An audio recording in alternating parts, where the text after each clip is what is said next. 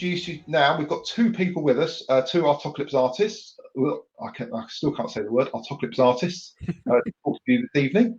So we've got, first of all, let me introduce Stuart. Do you want to introduce yourself and a little bit about you? Okay. Hi. Thanks, Chris. Hello, everybody.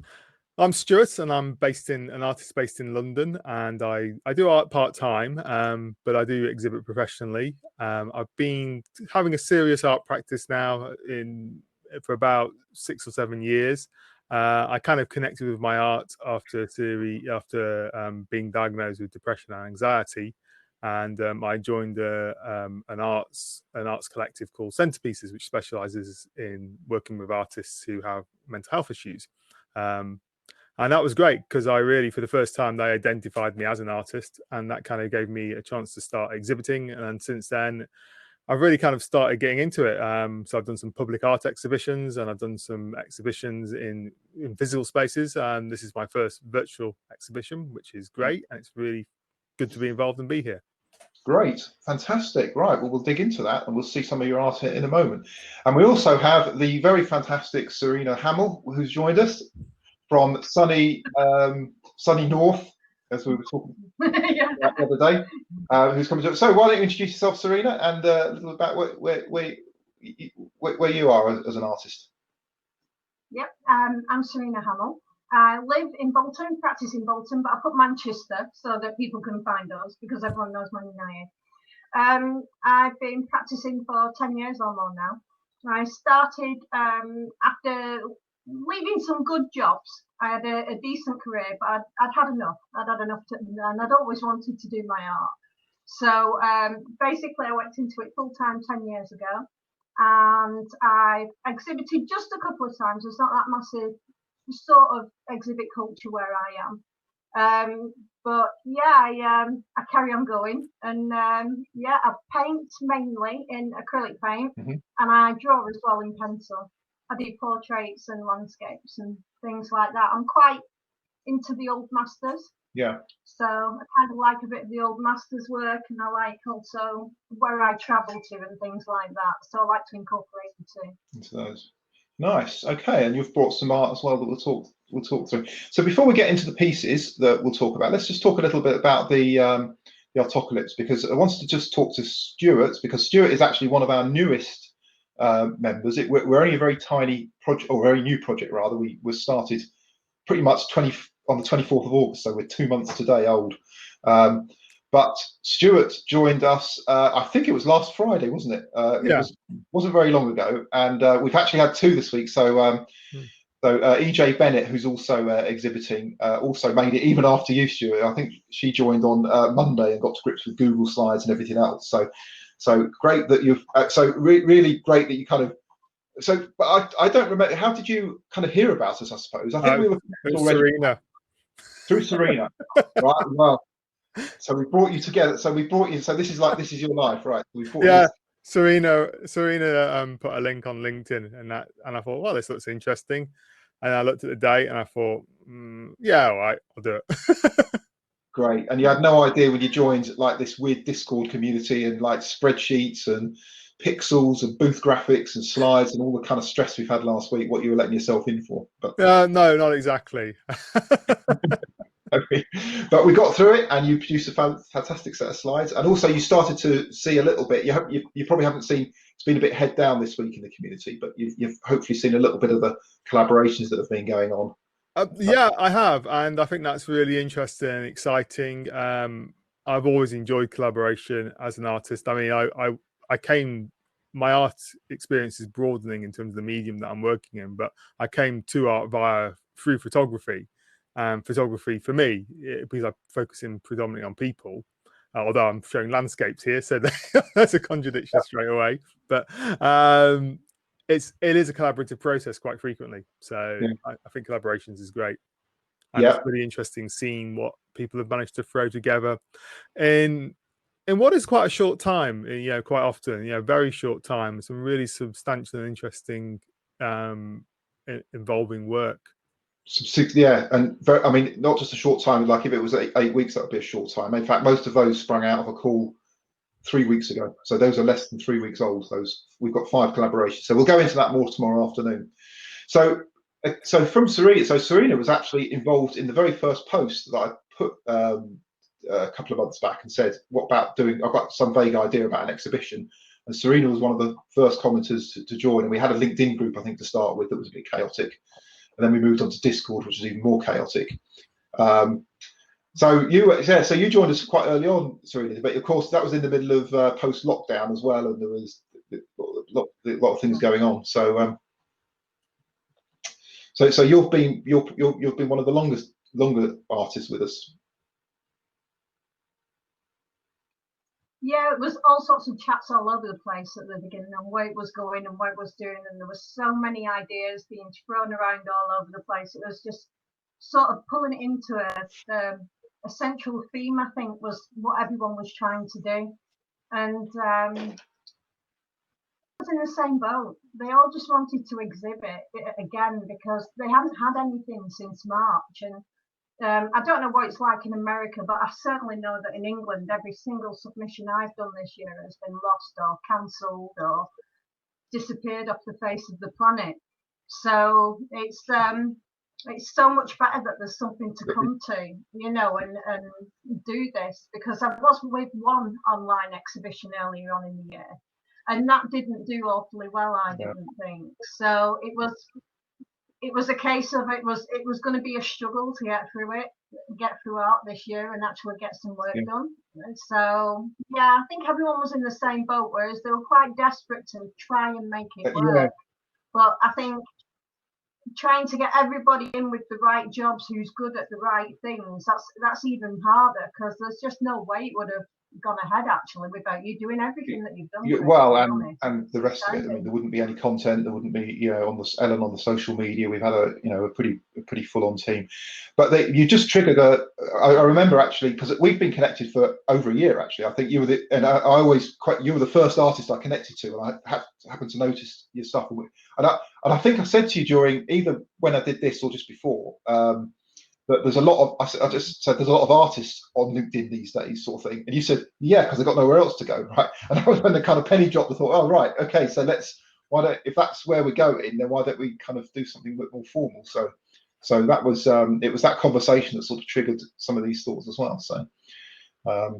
So great. Okay, well, let's dive into some of the work then that you're exhibiting. So Stuart, you've got a piece here for us to talk through. So talk us through what you've brought for us today.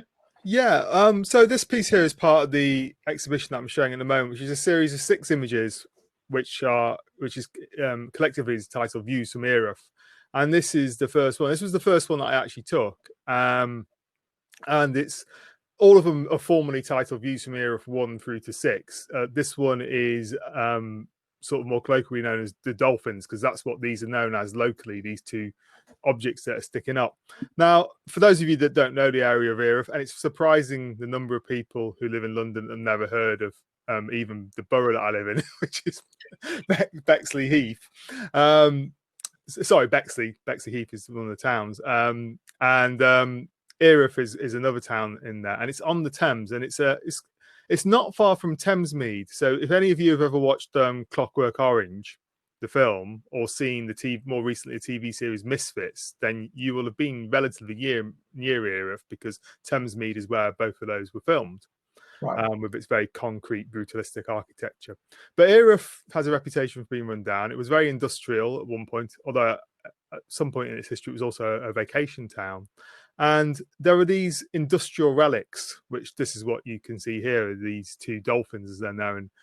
And the beginning of this project was relatively spontaneous. I was kind of going through a phase where I wasn't able to connect with many models for various reasons, because of schedules and all the rest of it. So I wasn't getting much portraiture work and much of the kind of imagery that I'm perhaps more well known for. And I was going for a pissed off walk basically down by the Thames, and it was a fairly misty morning, and I just saw these, and I had my iPhone with me, and I took the picture, and I took it away and had a look at it and a ponder on it, and I decided that actually a series of images inspired by this environment would be a really interesting little project. And it would be challenging for me, because as an artist I've often connected with people, particularly in photography, And so for me to try and connect with landscape, particularly an urban landscape, well, this is obviously naturalistic to a certain extent, but this kind of London landscape would be quite a challenge for me. And so going out there and taking the photographs and then working with them. And I decided that part of the challenge would be, although I've got a background in computing and things like that, I generally edit my photos on a big screen and things like that, but I wanted to do the whole thing on the iPhone. Okay. So I did the photography on the iPhone, I did the editing on the iPhone.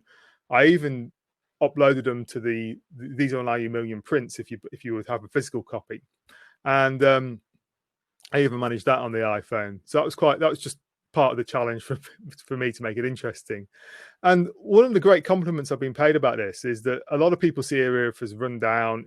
It's a southeast London borough that was set up it was damaged heavily during the war and bears that scar in the way that it's been rebuilt. And people said that I've managed to make Erith look beautiful. I don't quite see it that way. I think the beauty is there. It's just that if you take the time to look at it and allow your kind of mind to wander around it, you will see it. And you will see images like this one here. They've been well received. One of the things that I found, one of the downsides of exhibiting online is that you can't see the million prints. And the million prints are really interesting because if you put them in the sunlight and the sun travels across during the day, then the image changes quite dramatically. And that's something which I think reflects an estuary area of itself as well. So that physicality is not something. If I had more time, there is ways of filming it that I could put in there and kind of capturing it that way. But however, I do enjoy the stillness of the digital prints because it was a very still moment. As you can see, the water there is very still, and so it was just. I think it works both ways. So there's different expressions. And I think working to the medium and allowing the imagery to be flexible to the medium is something that I want to explore further. So physical and digital, it's the same image, but it says something different depending on how you're presenting it.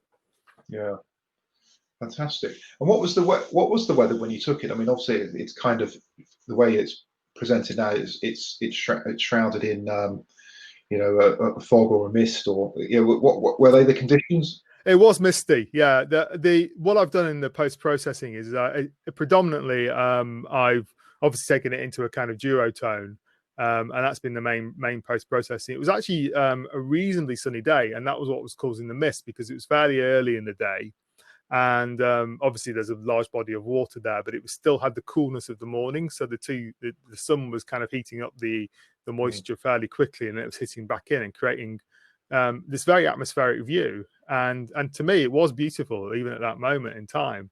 And these industrial relics, and if you look at the exhibition, you'll see more of them.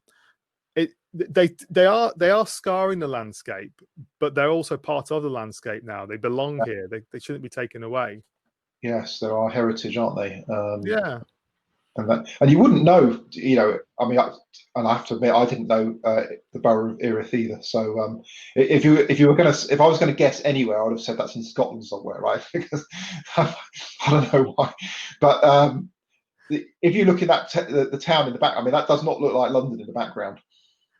No, that's on the opposite bank, obviously, from where I was taking it. I think if you're a Dracula fan, I think that's where Carfax Abbey's meant to be in Dracula. Ah, right, yes. Oh, I see. Well, we've got some fantastic comments coming through. So Lucy, who has seen your pictures, can indeed confirm they are fantastic in their physical forms. So Lucy has confirmed that for us. I don't know if that's a relative or not, but we will take the comment as it is on the screen. Yes, you might be fairly close. But... So, but we've also got some other. We had some peaceful. So from Kimberly, this piece reflects anger in a way, darkness, fog, undefined, murky, black and white. And then Anna's said it's peaceful. I can't even pronounce it. Melancholic. Yes, something like that. I can't pronounce it. So fantastic. And the other thing that it reminded me of when I first saw it was oil rigs. Actually, that was the first thing I thought. I thought, this is an oil rig or something like that. It takes a while just to zoom in and think, what are those objects? As I said, they're just relics now. Whatever function they had performed, they had some form or form and function, and now it's difficult to even determine what they are. That is interesting, and it was interesting to hear the comments from coming back there about the melancholy and that, because obviously I'm somebody that has depression and anxiety issues, and it's not at the forefront when you're creating it, but I think a lot of what it produces has that element in. But these aren't necessarily meant to be sad. I was actually in pretty good mood when I created these, but that isn't how depression works, of course. Yeah. So I think that melancholy, I think there is an element of that in my art, and it's interesting that I got picked up on. Yeah, that's great. So fantastic. So let's now thank you. Let's look at what Serena has got. So this is a great. So I love Serena's paintings, and this one is on the booth. In fact, the front cover of the booth, so you can see it. And I think Jai picked up on it as well. But I think you said also this was in Christchurch. I think was the setting for this painting. So tell us about this piece then you've got for us, Serena. Okay, it was Christchurch back in 2005 before the quake hit. It was the scene through the town centre, and basically I loved it with the chessboard and everyone playing chess and the culture, and everyone was there just chilling, playing chess, drinking coffee. It was a wonderful place to be, and you'd walk out of the city through the park back to your hotel, and it was absolutely gorgeous. It was the only city I would have emigrated to in the whole world. It's absolutely beautiful. And when the earthquakes hit, this just disappeared. It just disappeared completely. There were lines of sight through the city that nobody had seen before, and basically everyone who lived there forgotten even what it looked like. So it was such the nicest photograph and memory I had of Christchurch that it sort of had to be painted. But the underlying tones of it really is Vermeer, because Vermeer is a master. He was very famous for his chessboard sort of paving on his paintings, but also he painted his home city of Dell before that was destroyed with the I think it was like firework factory or something like that, and there's clouds in the sky where it's being destroyed. So I copied the clouds and brought them in from the top. So that's the sort of nod to the old master, but with the modern culture. And of course, it's not an oil painting. You don't get the realism when you use acrylics that you can with oil. But that's an also a modern twist on a sort of master that I like to do as well. I like it to be difficult. So you've mentioned some dates there, 2005. I think the earthquake was in 2010 or 29, wasn't it? So did you paint this at the time or after the earthquake? And it was after the earthquake? No, it was after the earthquake. And were you doing this from a memory or from a photo? From a photograph? Because the perspective... No, it's from a photograph. Yeah, I put it in the presentation. Oh, next perfect. To it, so you've done it from there. And because the perspective is kind of disappearing into, with the tram and going, and the vanishing point there is just incredible. That's why I was wondering whether you had just kind of sit and sketched it at the time, or was it a scene that you had particularly, obviously the overall memory of it and just obviously what had happened after the thing, but do you kind of remember this scene from your trip there in 2005 in particular? Oh, right. Well, you remember it. That's so he's still... Yeah, the tram actually isn't in the photograph. The tram's further down. That tramway used to go the opposite direction. So I brought the tram in. Now, we actually have, I was checking so on our wonderful Hopin platform where we are at the moment, I get a map of the world that says where everyone come in. So we had 2 people from New Zealand who got tickets. So, which is fantastic. Now, obviously time zones and everything else, it might be, I don't even know what it is, probably 8 AM. So I don't know if the New Zealand people are online or not, but we'll certainly have this video to look after. So have you had any reaction or content with, or any reaction from New Zealanders from this piece of work? Oh, sorry, I was saying, have you... I'm sorry, can you repeat that? Has anyone from New Zealand given you any reaction to this piece of work? Yeah, but I've got a friend Ruben, and he just mentioned that he'd seen it and sat and looked at it. He didn't say much about it, so I wasn't quite sure how he felt about it. But there's a lot of mixed emotions in New Zealand, because obviously a lot of people who lived in Christchurch didn't actually feel safe living there anymore. So they moved away from the city. So it's, I don't know, I think it's took them quite a long time to get the city back on its feet. It is. It's very hard. I mean, I was actually in, I think I said to you, I was actually in Christchurch the week before the second earthquake. So I was in there, we'd spent a few months in New Zealand, and that was our very last stop. And of course, going around, our trip was dominated by the previous earthquake, because, you know, a lot of it was coned off and everything else. And then of course we were back the next week, and then places where we had been were just, you know, not there. So it was already hurting. Oh, you've disappeared there, Serena. Maybe you can get your video back. So great. So we've seemed to have lost Serena temporarily. She's back on voice. Oh yeah, sorry, Serena. So, carry on. Oh, I think it's a bandwidth. Yeah, there may be some bandwidth issues. We will, while we're trying to get Serena back there. Oh, I think you're just coming in. Perfect. You just disappeared. Yes, we can. I can hear you now. Perfect. So now we shall be seeing you again tomorrow morning, actually, Serena, won't we? I reckon, I've not done the schedule yet, but I would say around about 11 o'clock, something like that. Yeah. Right. So anyone who wants to see Serena paint, now we haven't decided yet, or Serena hasn't decided yet, whether she's going to paint something from scratch or work on an existing painting. So we will see what choice that is tomorrow. So one of the things that I love about this project, actually, that I've got to talk to a lot of people, a lot of artists, obviously, where we've done a lot of these interviews. And I really love the ones that are in the studio. There's a few now you can see in the background. So we're in the studio of Serena here, where you'll be working tomorrow. And we will get to see you in action tomorrow. I fully expect you to be smocked up with your board and brushes, ready to have a bit of banter. So if you've got any questions or you want some banter. Oh, actually, by the way, Liz Riffle made an appearance earlier on, actually. So I mentioned our conversation earlier. So she's definitely going to be there tomorrow. So that's going to be good. So we've been having a bit of banter on LinkedIn between Liz and Serena and I in the last week. Sure. So that's fantastic. So Stuart, so you'll be hopefully looking forward to spending a bit more time with us when it's a bit less chaotic in the Autocalypse community over the next couple of weeks, getting to know everyone. Yeah, definitely. I mean, it's been great, and I've really enjoyed having a look around everybody's exhibit today, and listening to some of the meet the artists and that. Really, I like the breadth of this. It's a very inclusive atmosphere, and it's kind of, you know, and that's great, because I think that's really what we need at the moment.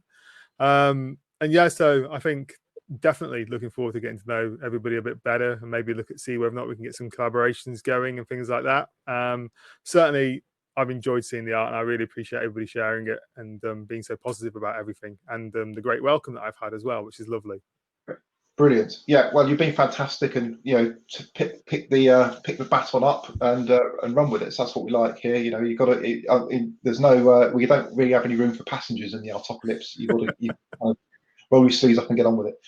Brilliant. Okay, well, that was a fantastic half hour for us on this Saturday evening. Hopefully, our audience is now at 16. It went up to 19 at one point, I was watching. So we've had people coming in and out to see us this evening. This video will be on the iPlayer catch-up at some point once I've got all the editing together. So we'll be able to see it again. Thanks again to Serena and to Stuart for joining us, and we shall see you soon. Have a good evening, everyone. Bye.